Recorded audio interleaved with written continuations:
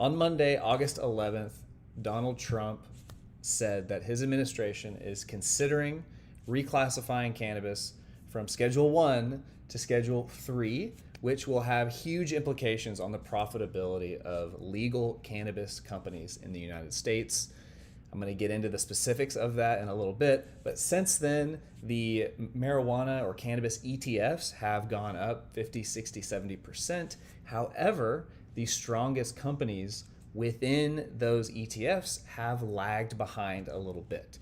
Now, there is also nothing for sure. There's still a lot of unknown out there, which means not all of this good news is priced in, meaning if Trump does indeed confirm that cannabis is going to be rescheduled, there's going to be a lot of movement up.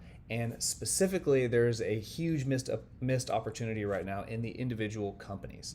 Why is that? These individual companies are not able to trade on the major exchanges because cannabis is federally illegal. It's Schedule 1. If it were to move to Schedule 3, then some of these companies might be able to uplist. Now, if these companies are able to uplist, that'll bring in tons of volume. For now, these companies are only able to be traded on major exchanges in ETF form using exchanges and swaps.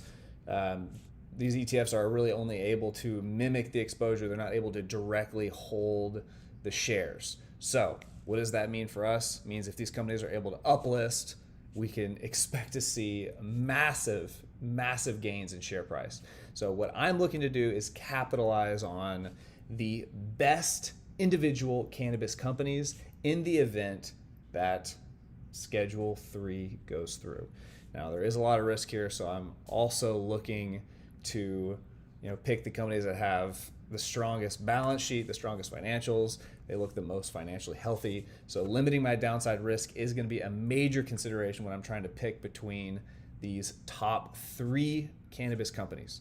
Okaje, what's up? Hello, I know this is counterintuitive. Should we look into solar companies like Enphase Microinverter Maker? That is an interesting question. I don't know. I'll have to do some research on that. I'm not sure. That is an interesting suggestion, though. There could definitely be some adjacent industries that benefit quite a bit. I'm not sure off the top of my head what the implications are for solar, but that's an interesting thought. So the 3 companies I'm going to be looking at are Curaleaf, Green Thumb, and Trulieve. These are the top 3 in terms of revenue. But before I get into these 3 companies and deciding which one, in my opinion, is the strongest and in the best position to make me the most money in the event of rescheduling, I want to get into the timeline a little bit. So let me pull up my other screen. Okay. Alrighty. So this was the article, or this was the event that I was talking about recently, the recent catalyst, August 11th. Donald Trump says administration is considering reclassifying. He said this a decision could come in the next couple weeks. It's been a couple weeks, meaning there could be a decision any day. He may be full of it. He may not be about to release a decision at all, but there is a lot of focus right now on cannabis companies. And I have been invested in the cannabis ETFs for a while now. However, I want to start focusing on the companies that are in the best position to succeed. And like I said, I see a major opportunity with some of these companies really lagging the ETFs. So let me pull up one of these ETFs to show as an example. So let's go stockanalysis.com. MSOS. This is probably the most popular ETF to get exposure to just the US cannabis companies. So in the last month, MSOS has gone up about 49-50%. If we go to Green Thumb, for instance, let's look at their last month. Green Thumb only up about 20%. So this is just one example of these companies are really lagging behind these major ETFs. And a big part of that is the volume. There can be a lot more volume into the ETFs than there can be into, say, Green Thumb, because this trades on the OTC. So my portfolio, my public YouTube portfolio that I use for this YouTube channel is on M1 Finance. I actually can't invest in companies on the OTC in my M1 Finance portfolio. Now, I have my own personal portfolio on Charles Schwab, which I am able to purchase these companies. So unfortunately for this video, I cannot show myself actually buying these companies, but this will be going into my personal investment. And then for the purposes of my public YouTube portfolio, I might consider actually investing in an ETF. Typically, I do not invest in ETFs on this portfolio. It's more of a stock picking portfolio. But in this case, since I don't have the ability to invest in Green Thumb or Cureleaf or Trueleaf, that might be an option. So let's get back into the timeline. So here we go. Back in October of 2022, Biden and Harris directed the DEA to re-examine marijuana's scheduling. The Health and Human, the Health and Human Services Department. Let's see. Let me just make sure I'm getting that right. What is the HHS? What does that stand for? Health Human Services. So they directed, or the Health and Human Services Department weighed in. They recommended that it also be Schedule 3. The DOJ official Office of Legal Counsel issues an opinion saying that there's nothing wrong with making it Schedule 3. There was initially some backlash saying like, oh, this might affect certain treaties, but the Office of Legal Counsel came out and said, no problem. DEA gave notice in May of 2024 of the proposed rulemaking. The public comment period started, so we had like tens of thousands of comments, if I remember right, tons of people weighing in. And then the DEA announced a hearing in August of 2024. The DEA selected the participants, and then there was a motion to disqualify the DEA from its rule as a proponent of the proposed rule filed and denied. The hearing was scheduled for 2021, but then the hearing was stayed. So that was the latest on the official timeline. January of 2025, they stayed the hearing, unfortunately. So this process had come to a grinding halt, and as a result, a lot of these marijuana companies were trending down. So rescheduling is a huge deal to these companies because I talked a little bit about the uplisting process. A big part is taxes. So let me pull up an example of how much taxes can be affected. So right here. Okay, so normally a non-cannabis business has revenues, they have their cost of goods sold, they have their gross profit, then they have other business expenses. These could be selling, general, administrative expenses. For instance, it could be research and development. And these are deducted from their gross profit to arrive at a net income. So if their gross profit was $55,000 in this case, and their business expenses was $45,000, they had a net income of $10,000. Then the federal corporate income tax rate is 21%. So they would pay $2,100 in taxes based on their net income.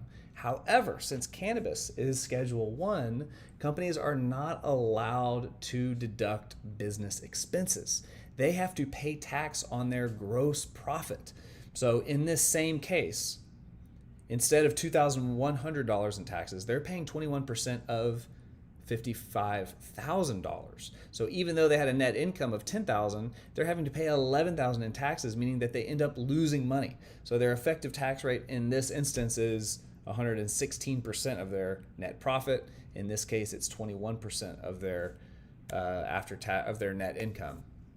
So that's more than a 5 times difference. So now let's see some of these individual companies, how exactly they're affected. So the most straightforward instance is Green Thumb. They are the only one of these companies that is consistently profitable. So let's scroll down a bit. Taking note that the gross profit is $600 million. If I scroll down to the income tax expense, it is $126 million. That is almost exactly 21% of the gross profit. If I scroll to their pre-tax income, I see $200 million. So the income tax percentage right now is like 60%. They're basically paying 60% taxes when they should be paying 21% taxes. So what does that mean? If marijuana gets rescheduled, then they're instantly making 3 times the profit because their income tax just goes through the floor. So that's a huge difference. Let's look at Curaleaf. Curaleaf is a little bit more difficult because they currently have negative pre-tax income. They're losing money, and yet they still have an income tax expense of $99 million. They lost $117 million. They're still paying $99. $99 million. So this is eating into their free cash flow. It's obviously making their losses even greater. And the same is true for TrueLeaf. Oh, we're on the wrong. Let's go to the income statement. If I scroll down here, gross profit is $715 million. Income tax expense is $200 million. Their pre-tax income is only $42 million. So if they were paying 21% on $42 million, what would that be? That would be $9 million. But instead, they're paying $200 million. This is a huge increase for these companies. So that is why rescheduling is such a big deal. And it has major implications for the way I calculate the intrinsic value of companies, which is using a discounted future free cash flow model. Your free cash flow, starts with your income. So if we go to the cash flow statement, we can see that they start with the income. They make adjustments to the income. They add back in depreciation and amortization because this is a non-cash expense. They do that with a whole bunch of items here, and they arrive at an operating cash flow of $271 million. This is the cash that came into their company from their operations. To get free cash flow, you just subtract their capital expenditures. So if, in TrueLeaf's case, if they had another virtually $200 million in income, they would actually be positive. And well, I say that. Let me look at that again. Yeah, they would be positive by $45 million. We saw that before. Then they would pay $8 million in taxes. So they would have an operating cash flow, not quite double, but I mean nearly double, $470 million, which would increase their margin by, like I said, not double, but around, what would that be, 80%, 70%. So that would be huge for TrueLeaf as well. It would be huge for all these companies. So let's look at the timeline one more time.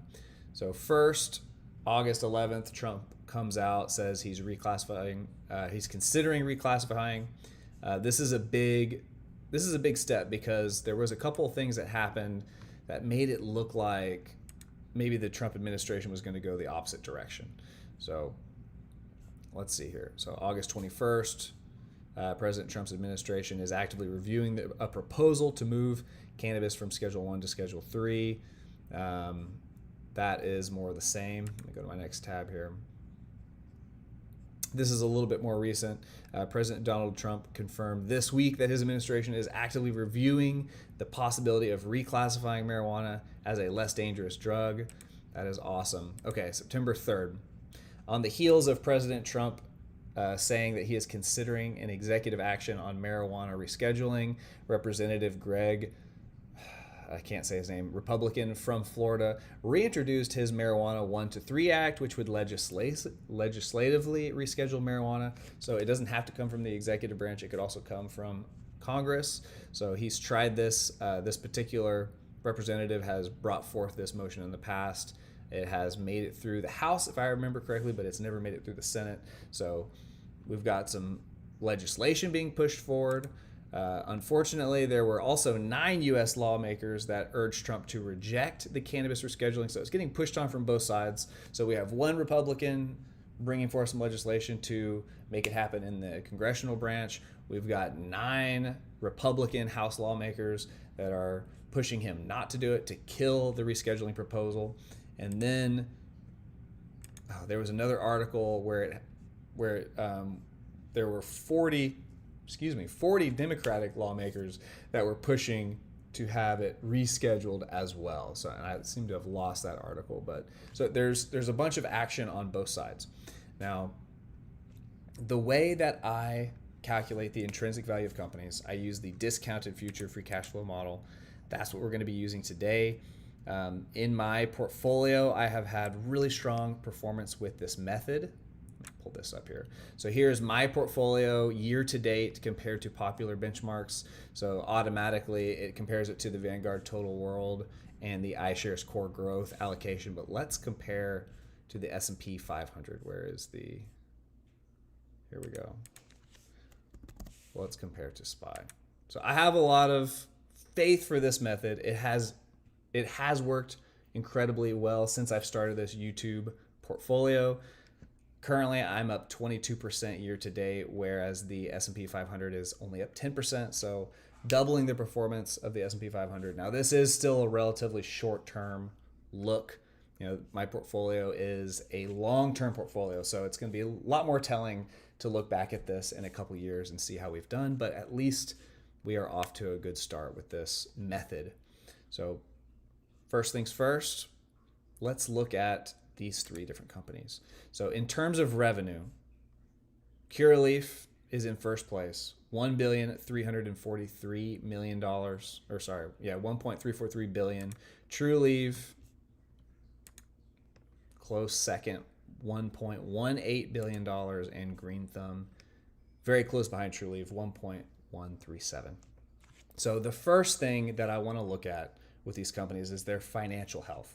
My favorite way to do that is I built in my automated spreadsheet a Buffett supplement. So what he uses is he takes certain indicators from their income statement, cash flow statement, and balance sheet, compares a few different ratios, and comes up with some benchmarks to determine if a company is above this benchmark, it has a strong chance of having a durable competitive advantage. If it's below a certain benchmark, then it is a red flag for the company.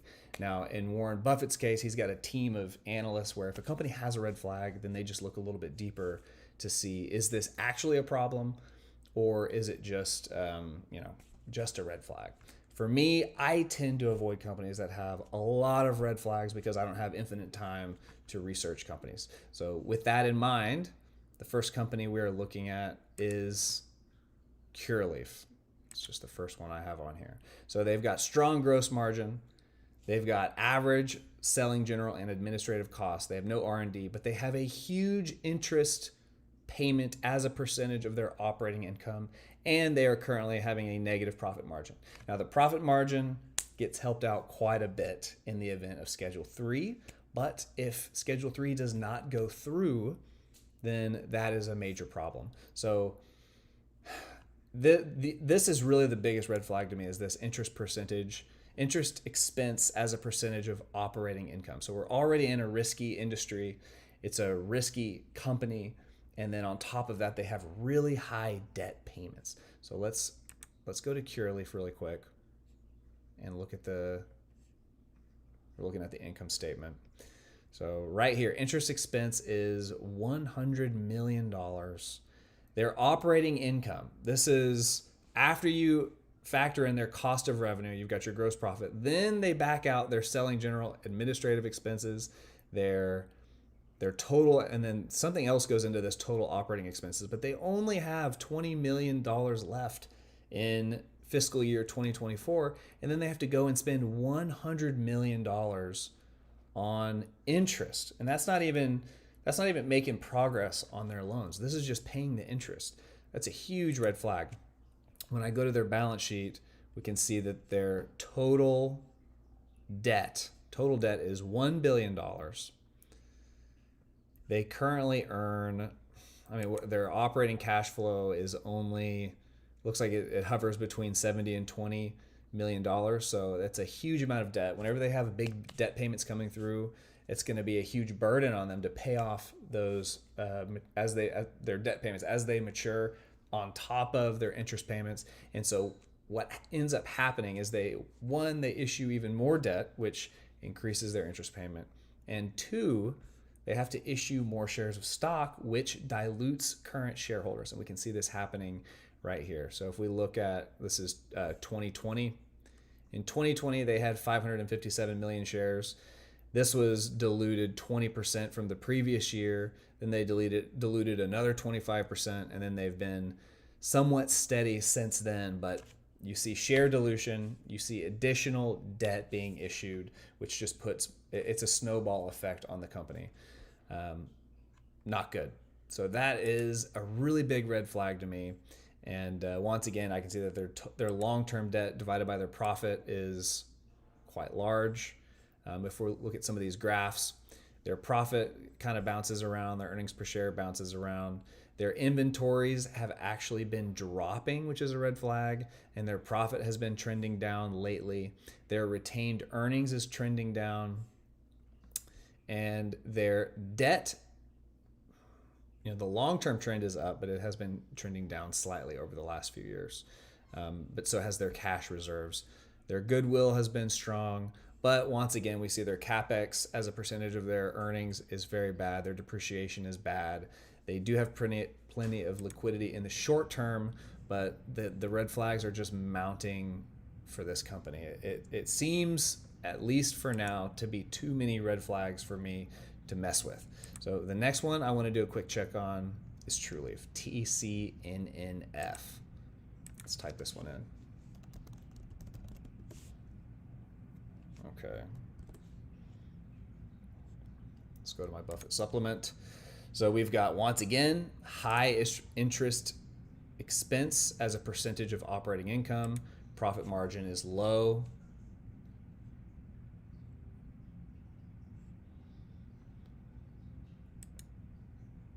Actually, hold on one second. Did I space out? Did I just do the same company twice? I thought I started with CureLeaf, did I not? Let me just make sure.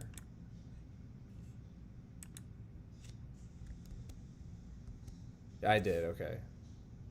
For some reason I was getting deja vu. Okay.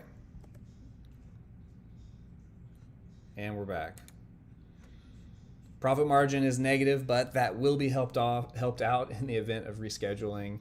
Long-term debt, another red flag, and retained earnings is going down. Inventory is trending up for this company, which looks a little bit better. Debt, long-term trend is up. Capital expenditures is quite high. Depreciation is not as bad. They have plenty of short-term liquidity. Their operating cash flow has been trending up. And then once again, we see lots of dilution. And it's in this period of 2020 to 2022, which was the same for CureLeaf. So let's actually pull up TrueLeaf's financials really quick and just see what percentage they have been diluting. So this is a little bit better than CureLeaf. So tentatively, I would put TrueLeaf above CureLeaf in terms of financial health.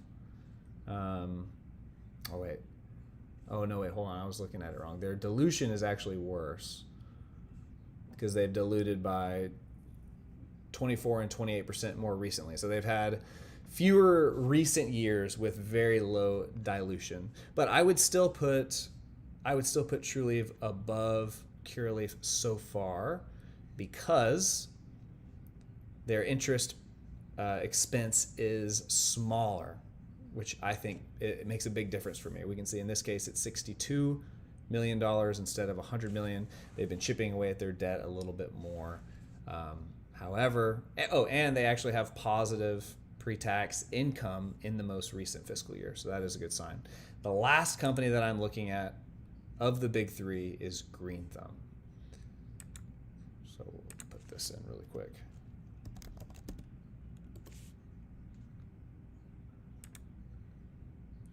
What did I do? GTBIF. Okay, there we go. All right, to the Buffett supplement. Okay, so in this case, there is no red flag on the interest expense as a percentage of operating income. Gross margin looks good. R&D looks good. Selling, general, and administrative expenses is on the high side, but it's not a red flag. Profit margin is red. Warren Buffett likes to see a profit margin of at least 10%. Over 20% for Warren Buffett is a green flag. So once again, this is going to be helped out quite a bit if Schedule 3 goes through. Their long-term debt divided by their profit is a green flag.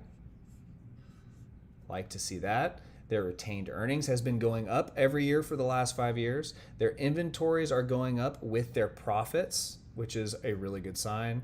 Their goodwill has been strong. Their debt has been trending up. It has gone down. They've chipped away at it a little bit in the last year, and their cash has been somewhat trending down, which I would prefer not to see that. Their capital expenditures is a red flag, but I would also point out, and I should have pointed this out on the previous companies, that this is capital expenditures divided by earnings. Now, earnings are going to be what's the word I'm looking for? Artificially depressed with these companies because of the tax implications. So as we see these tax issues go away, then this will likely turn into a white flag, probably not a green flag, because while these companies are growing, they are going to be quite capital intensive. They're going to be investing a lot in more facilities. As more states come online, they're going to be looking to expand into more states. So that is a strong point to consider. Let's see, the growth of the cannabis industry is another point I would like to look at. So I had that somewhere.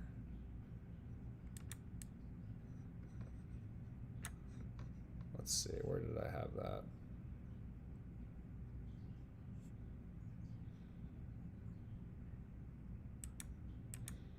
If I remember right, oh, I remember now. So on, where is it? Okay. This is actually a PowerPoint presentation from Green Thumb. So they looked at some research on the cannabis sector and its growth. So we can see wine, spirits, tobacco, beer, they're growing anywhere from 4% to 7% per year. But cannabis is projected to grow by 12% per year from 2023 to 2027. So that's quite a bit faster than inflation. This is a relatively fast growing industry. So these big three companies, if they can gobble up the biggest market share of that 12%, then we could see revenues growing for these companies in excess of 12% going forward if this kind of growth keeps up. So I love to see the industry growing for companies that I'm considering investing in. Governor Monday, you really need to reconsider your strategy against the last guy. Selby is a menace. That is an off-topic comment. But noted, Governor Monday. I appreciate that. Okay. All right. Where were we? Let's see.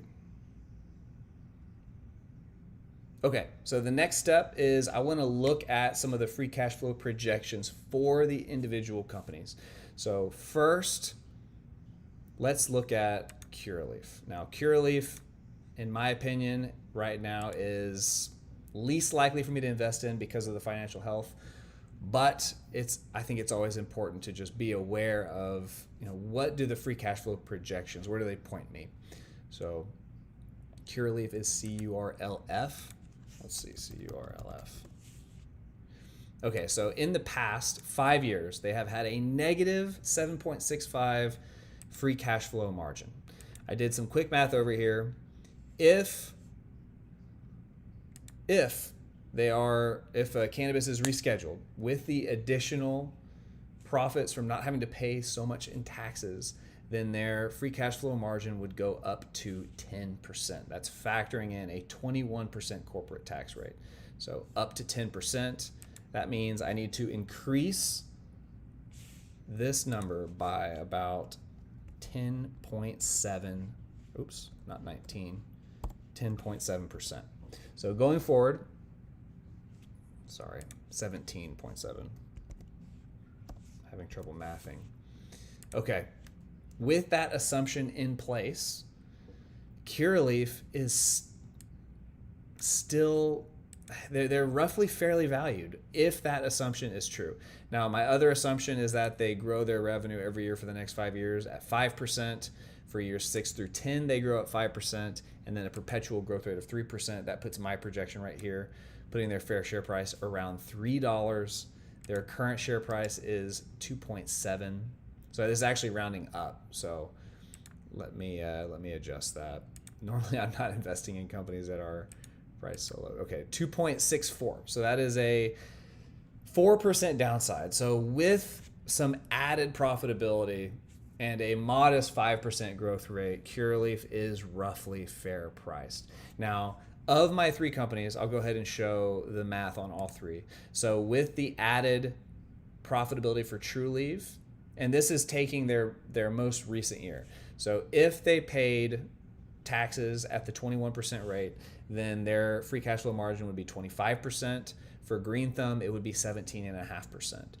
So for the purposes of this analysis, I'm going to go with Green Thumb. I'm going to go with, I should say, their free cash flow margin. I'm going to apply that to all three companies. Why? They are the only company that has been consistently profitable. It's the only company that's been consistently profitable. TrueLeave and CureLeave can't do it.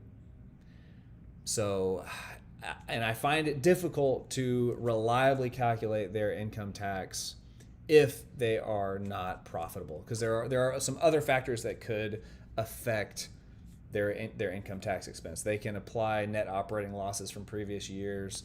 There are other things that could take place that could adjust those tax levels. So I think it's reasonable to go with the 17.5. I also want to compare other industries. So if I look at the tobacco industry, their profit margins are at the upper end 50%, at the lower end 13%. So that's a pretty wide range, 13 to 50. If I look at the alcohol industry, their profit margins are anywhere from 4.6 to 16.8. So if I'm thinking about the average on these two lists of companies, then the average for tobacco seems to be around the 20s. The average for alcohol seems to be maybe around 10. So cannabis, it's kind of a mixture of both, because one thing that we're seeing in the cannabis industry is a rise of THC seltzers. So a big part of this industry is going to be beverages. There's also going to be edibles. There's also going to be the cannabis that you smoke. So there's a lot of aspects to this. I'm looking to kind of combine both of these profit margins, kind of shoot for somewhere in the middle. Excuse me. If I look at Green Thumb's profit margin, again, the only company that's been able to be profitable so far, they currently have a profit margin between 1 and 8. Looks like they're averaging about 4% profit margin. If rescheduling goes through, I did the math on their last 5 years, we would see, so in the past 5 years, their profit margin was 4.4%. With rescheduling, their average would be 13.35%, and their free cash flow margin average for the last 5 years would be 10%. Now, 10% is lower than their most recent year of 17, and that's because they had a few outlier years. So I want to make the case as well that a reasonable free cash flow margin is going to be higher than 10%. I am leaning closer to 17% for my free cash flow margin. But just backing up to the profitability, we're seeing 13% over the last 5 years if the income tax wasn't a problem. This is more in line with the alcohol industry. So yeah, I find it a little bit difficult to justify going with the 25% free cash flow margin that we could have seen with TrueLeave. So I think I want to err on the side of caution. I'm going to be a little bit more conservative with this. I'm going to go with 17% as my free cash flow margin percentage that I am assuming going forward. So if I up CureLeave to a 17%, that means I need to increase it by about 24.7. And now suddenly there is an upside here on my projection. So this is assuming 5% revenue growth. We saw that the industry's revenue growth is expected to be 12%. So I would be surprised if these big three cannabis companies were limited to 5% revenue growth over the next 10 years. But let's go with that assumption. And with that assumption, I'm seeing an upside of 99%. And just to quickly explain, this is on top of my discount rate right here. So I am assuming a discount rate of 8.4. What does that mean? It means if I wanted to have a return of 8.4% per year, then I should be willing to buy this company at $5.44 today. That means that should result in a long-term stock appreciation or a long-term return of 8.4%, and that would include dividends and capital gains. So now there's a lot of assumptions that go into this, right? Obviously, so if I bought it at 5.4 and I'm expecting 8.4% per year, that's assuming all of my assumptions are pretty close. So I always try to err on the side of caution, use what I consider to be pretty conservative projections. So with that in mind, and there's also the big if here, does Schedule 3 happen, then I'm seeing a potential 100% upside on top of my 8.4% annual returns for Curaleaf. Now, let's look at some of these other companies and see how they compare. And then I'm also going to weigh that with the relative financial health between these three companies that I discussed earlier. So next up, let's look at Trulieve, TCNNF. For those of you who are coming in later, I'm looking at the top three companies by revenue in the cannabis industry. Oh, I completely spaced. TCNNF. Okay. All right, so their past free cash flow margin was negative 5%. If I want their average to be 17% going forward, then we have to add 22.3 to that negative 5. Now for Trulieve, I'm seeing a much larger upside, 184% upside on the my projection. Also, I should have discussed this earlier. I've got three projections here for the analyst low, average, and high. Also a past projection. This past projection is assuming the past this is assuming the past revenue growth. So over the last 5 years, this company was able to grow their revenue at 17.86%. So I think that's a little bit high going forward. So I'm kind of ignoring my projection. I think they were able to grow their revenue a lot in the last 5 years, but they have slowed their revenue growth down quite a bit in the last 3 years. And we can see that with this graph right here. This graph shows their previous 5 years.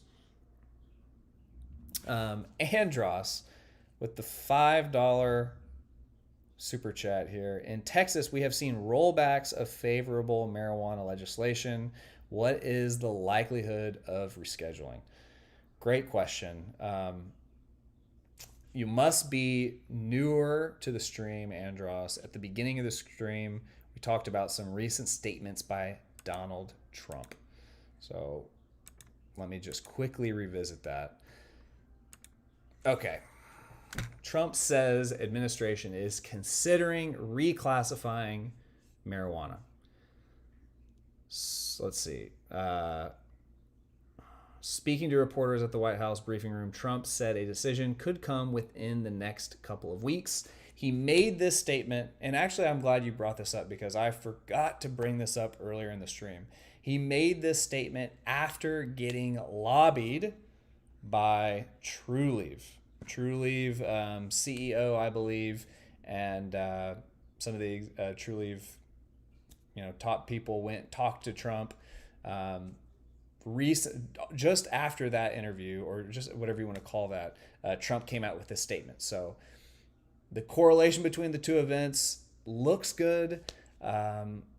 This is a classic line that Trump tends to say, like in the next couple weeks. Sometimes I feel like he says that because that's like the attention span of the news cycle. Like he can just say like, oh, we'll know in a couple weeks. That way he gets away with not answering because people are like, oh, a couple weeks, like he'll revisit it in a couple weeks, but then the media moves on. So how likely is it? The short answer is, I don't know.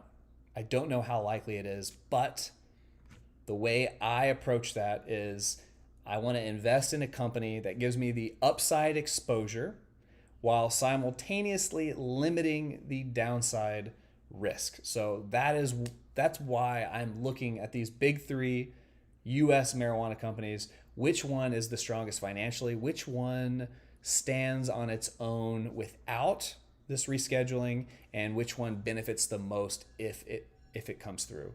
Another note on that is I'm not investing a huge percentage of my portfolio into this company. It's gonna occupy a relatively small percentage of the portfolio. I don't have enough conviction in this happening to invest a large percentage, basically. So we'll leave it at that. Hokage, are there any good companies that trade on the NASDAQ or the New York Stock Exchange? For US based companies, primarily US companies, I don't think so. And that's because of the scheduling. Like currently they're Schedule 1, they are not allowed to, they're not like federal level banks, like the big federal banks of the United States that operate in multiple states. They are not legally allowed to do business with cannabis companies. My understanding is that once cannabis has banking, once they have Schedule 3, once they have safe banking, I should say, and Schedule 3, only at that time can US cannabis companies think about uplisting to the major exchanges. And when the uplisting happens, that is another huge catalyst for capital gains if you are invested into one of these big three US cannabis companies that are only currently listed on the OTC, to my knowledge.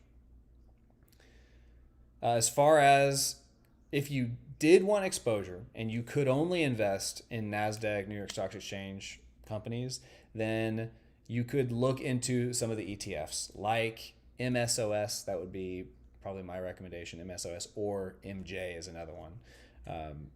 That would be the primary way of getting exposure to this.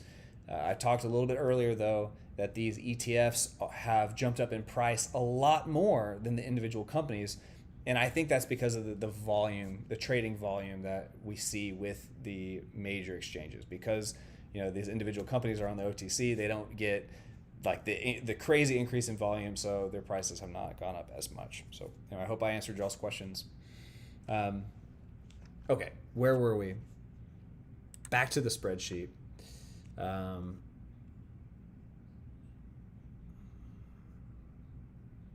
Let's see here. Okay, we were looking at Trulieve. So if we assume a 17% free cash flow margin, we are seeing much higher projections here. 184% upside on top of the 8.4% discount rate. And I got sidetracked earlier. I was going to talk about the analyst projections. There are no analyst projections that I could find. So I just went with a 7% increase for the upper end, 5% for the average, and 3% for the low. So that is these three different projections. I pulled those out of my butt. I just wanted to see a range of possible revenue projections, so I threw that in there. So Trulieve looking better than Curaleaf in terms of their free cash flow valuation. However, if this rescheduling doesn't happen, they also have a negative past free cash flow margin.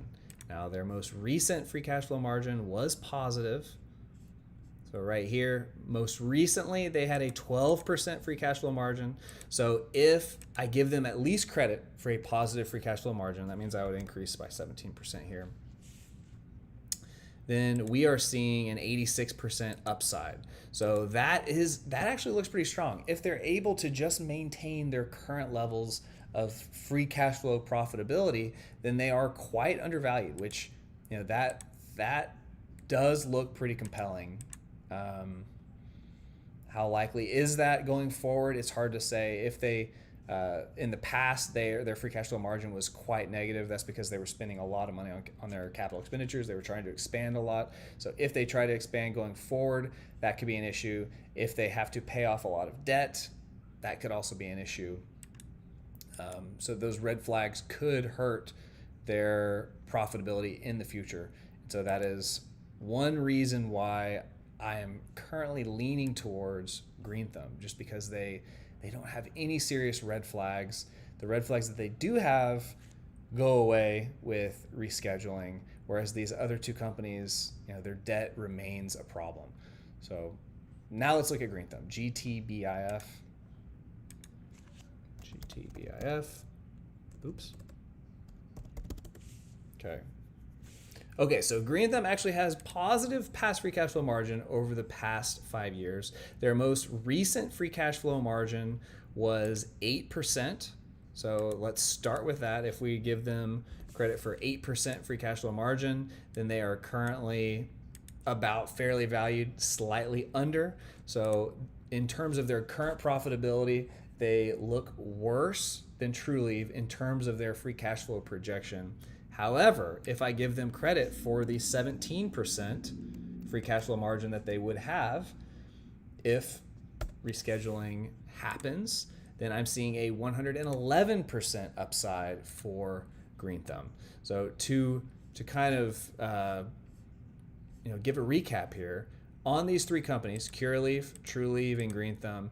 Trulieve appears to have the highest upside, assuming rescheduling goes through and assuming they're able to continue on their current trend of profitability, which they finally became profitable. Let's scroll down here. Their first year of having positive pre-tax income, not post-tax, pre-tax. Their first year was 2024. So if they can continue on that trend, Trulieve appears to have the highest upside. However, Green Thumb, if we go to their pre-tax income, oops, we're on the wrong, oh no, we're on the right sheet. Here we go. Pre-tax income, Green Thumb has boasted a positive pre-tax income going back to 2018. They did have one bad year here in 2019, but they've had positive pre-tax income going forward since then. And their net income to common, which is after taxes, even after the crazy tax bill that these companies are having, Green Thumb has positive net income going back to 2020. So Green Thumb has found a way to be profitable in the current environment. So if I invest in Green Thumb, I am giving up a significant upside potential. However, if rescheduling does not go through, Green Thumb is still profitable. Green Thumb still has their debt under control. They have a low interest expense. They have relatively low debt compared to these other companies. Green Thumb is just head and shoulders above these other two in terms of financial health and safety. It's just, in an uncertain industry, that is the thing that I treasure the most, is that they're just financially solid, and if rescheduling goes through, they still have a huge upside. So why do I put so much emphasis on the financial health? Well, Warren Buffett lists his most important rules of investing. Rule number 1 is don't lose money. Rule number 2 is don't lose money. And I think he says rule number 3 is don't forget the first 2 rules. So it is supremely important not to lose money. And so limiting the downside risk is huge. So for me, my personal pick out of the individual U.S. companies trading on the OTC is Green Thumb. Even though Trulieve does have a higher potential upside, Green Thumb is the way to go. So that is the one that I'm putting my money in. As far as the public YouTube portfolio is concerned, I think I mentioned earlier that I cannot invest in Green Thumb because it is on the OTC. It's not on a major exchange. So as far as investing this week, I do want to get some exposure. So I'm considering investing in MSOS this week, $100. It'll be the only ETF that is in the public YouTube portfolio. But, in the spirit of having the exposure to Green Thumb, and I will have, we could also look up the holdings for MSOS, because I do believe the majority of the holdings are in these top 3 companies. Let's look. Okay, Green Thumb Industries, Trulieve, and Cureleaf. There you go. So we got 15.5 plus 14 plus 13. So what does that equal? This is about 30%. So about a third of the portfolio is in those companies. They've got derivatives collateral, Nomura, not sure what that is. BlackRock Treasuries, they've got 11%. And then looks like they've got even more in Cureleaf. On TSX, they've got some cash. Verano, Cresco Labs, TerraSend, and then a lot of these are just kind of smaller holdings. But we can say at least a third of this portfolio is the big 3. I think it's a good proxy for investing in this company. So that's probably what I'm going to do.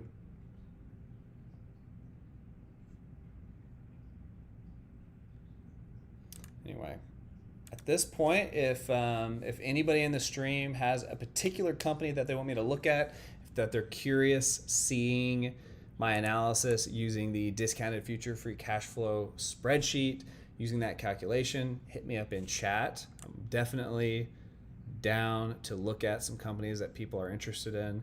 If there's a cannabis company specifically that somebody's interested in, I would absolutely like to check that out. But in the meantime, let's see, it is 8 o'clock. I think we'll be wrapping up here pretty soon, unless somebody's got something that they really want to discuss. So in the meantime, I'm going to be, let's check and see if MSOS is available. Let's see here. Here's the YouTube portfolio. Okay. Do a quick scroll through so everybody can see what we're currently invested in. I invest in a different company every week. Typically, I invest $100 in a company.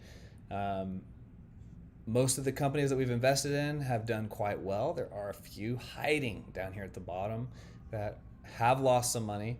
Very recently, we've invested in Nice and Lulu. They're currently down just a bit. As we scroll down here a little bit further, we've got Simply Good Foods down 30%, Crocs down 12%. Crocs is one of my highest. Oh, here we go. We got Hokage asking about ENPH, SLB, and CALX. So I will check those out. Give me 1 second before let me just see if I can invest in MSOS.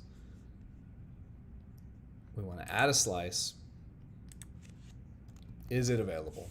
It is available. Okay, so my investment this week will be MSOS Advisor Shares Pure US Cannabis ETF. So in the spirit of, AGI is rocking this week as well. Don't forget Google. Yeah, man, Google has been absolutely killing it. That is a company that has been down in my portfolio for a long time. Let's go back to the performance really quick. Let's see here. Oh man, I'm actually on a different, back to my pies. What did we do here? Oh, here we go. Here's the X. Yeah, Google has been absolutely killing it. It was down in my portfolio for a long time, and I was really disheartened by that because Google was my highest conviction pick of the Magnificent Seven. Obviously, NVIDIA has done really well. In my mind, it's just, there's a lot of risks there with NVIDIA. I think NVIDIA is priced such that nothing's going to go wrong in their future, and I feel like there's just a lot that could go wrong with that company. So my number one pick of the Magnificent Seven was Google, and finally it has been doing really, really well, up 37% now total. Not that long ago, it was down close to 10%, so really happy with that. Okay, let's check out some of these companies. So ENPH, let me pull it up really quick. In-phase energy financials, and also let's go ahead and let's pull up the forecast. Let's see what it looks like. So the price projections look solid. The analysts are mixed on it. We've got a handful that are saying sell and strong sell, a handful that are saying buy and strong buy. The revenue projections are really mixed. Wow. So the highest projections are showing massive revenue gains. The lowest projections are showing some massive revenue losses. I don't even know if I can really use this projection too much. They're just all over the place. But just for the hell of it, let's see what we've got. ENPH.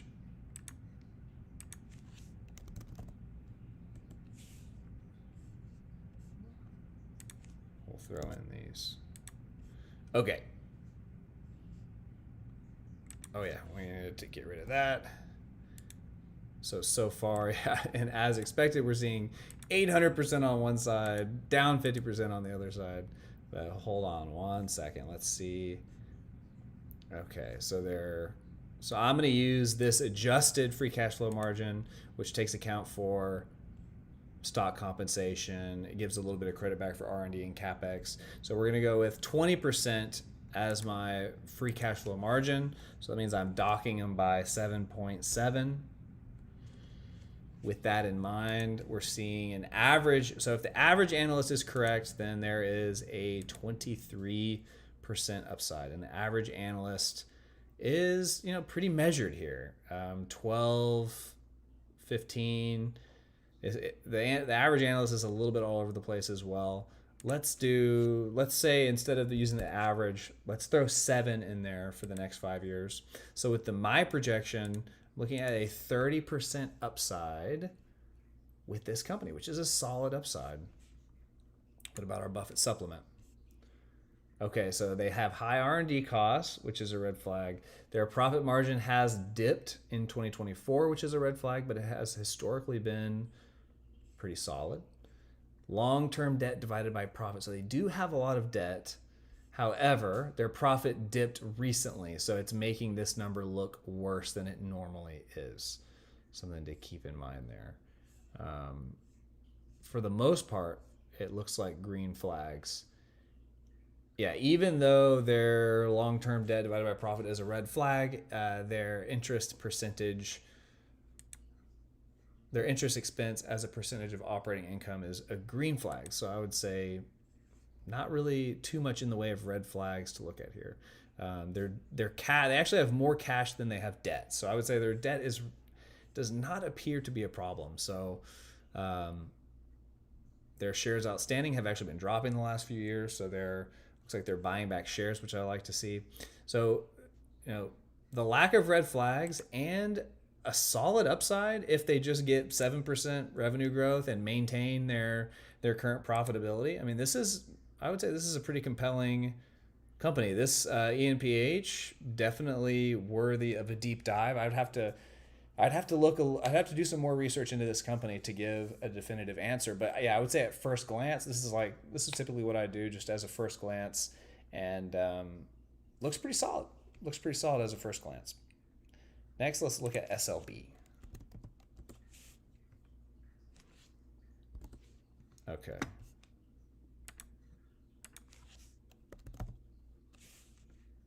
Schlumberger.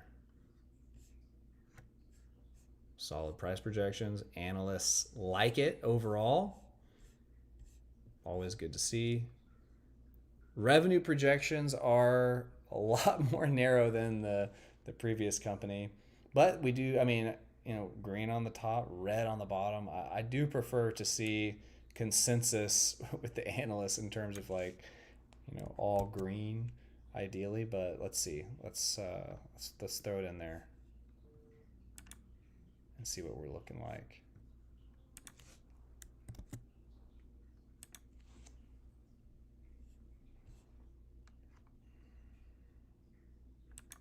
Okay.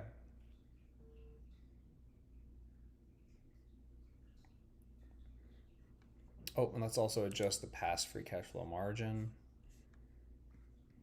So with the adjustment, we're looking at about 10% free cash flow margin. It's already at about 10%. So with the average analyst projections, we're looking at a 20% upside. With the lowest analyst, we're looking at a 27% downside. In terms of red flags, we're looking pretty good in terms of low interest expense. Profit margin has been pushing up closer and closer to the green flag mark. Pretty capital intensive, but plenty of liquidity on hand. Operating cash flow has been going up. They have been diluting shareholders, but not by too much, just by 0.5%, 2.6%, 0.5%. So nothing too bad there. Goodwill's been going up. Inventories and profits have both been rising, which is good. Profits going up, earnings going up. I'm not really seeing much in the way of red flags. I'm seeing a solid average analyst upside. Ideally, my favorite thing is when I see an upside associated with the lowest analyst. That's one of the things that I really like to look for, is an upside here. The last two companies, ENPH and SLB, have not had that. ENPH has a much higher average analyst upside. It seems like the projections are a lot more volatile though. So currently, I feel of these two, I'm leaning towards ENPH over SLB, but maybe this company as well deserves a closer look because the highest analyst it's representing an 87% upside. The average is 20%. No big red flags. It looks pretty good. I don't know what this company does. Let's actually take a step back. What does this company do? Schlumberger Limited engages in the provision of technology for the energy industry worldwide. The company operates through four divisions. Let's see, well construction. The company provides field development and hydrocarbon production, carbon management, integration of adjacent energy systems. Interesting. Well drilling.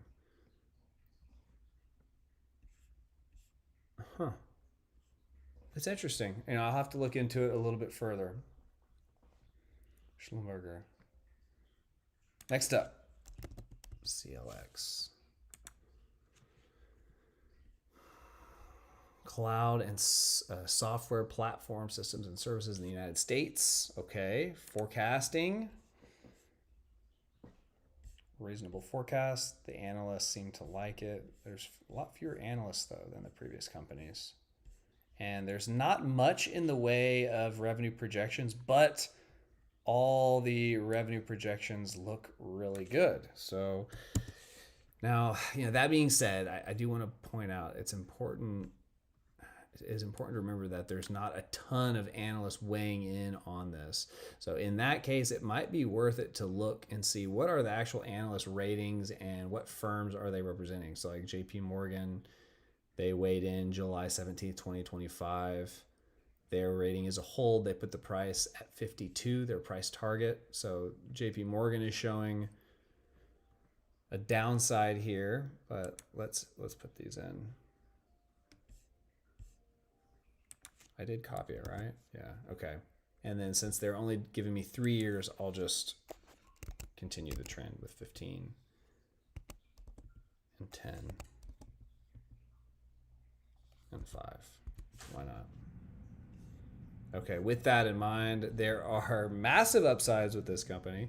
Sorry, I'm still on SLB. Oh, wait, no. Yeah, I'm supposed to be CALX. Okay, let's switch over. Past free cash flow margin of 5. So with those analyst projections, we're still seeing a large downside. Is that past free cash flow margin reasonable? So based on this, it should actually be even lower. So in this case, their free cash flow margin has been trending down a little bit. For CALX, it's hard for me to look past these numbers. There would have to be a lot going on above and beyond what the analysts are projecting, above and beyond their past free cash flow margin. So if we gave them credit if we doubled their free cash flow margin, if we doubled it, then we're still only looking at, the highest analyst giving me a downside of 12%. As far as the Buffett supplement, lots of red flags. Interest percentage, well, actually 100%. So maybe this is a little bit misleading actually, because it goes from 0 to 100. So I would actually need to look into that a little bit further. But profit margin has been low. Profit has been dipping. Yeah, long-term debt. So they don't have any debt, so at least that's off the table. Retained earnings have been trending up. Inventories and profit have been going down the last few years. Capital expenditures is pretty high. Yeah, for this company, I'm not saying it's 100% not a good investment, but this goes into my red flag analysis. If a company, if it doesn't look right in terms of the red flags, if it just looks like it's too far out of bounds in terms of the free cash flow projections, and this is even with really favorable analyst projections in terms of like revenue growth.